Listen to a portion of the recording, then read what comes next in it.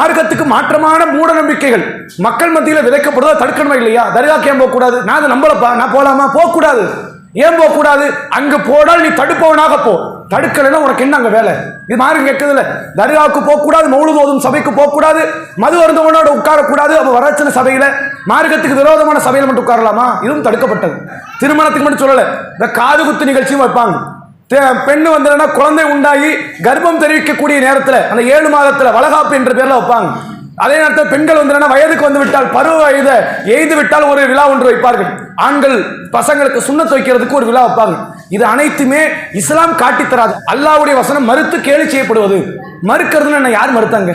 எந்த சுன்ன ஜமாத்துக்காரன் குரானே இல்லைன்னு சொன்னானா? சொல்லலை. வரச்சனாங்கிறோம் குரானே இல்லைன்னு சொன்னானா? மறுக்கவே இல்லைம்பாங்க. இது மறுக்கிறதுன்னு இது கிடையாது.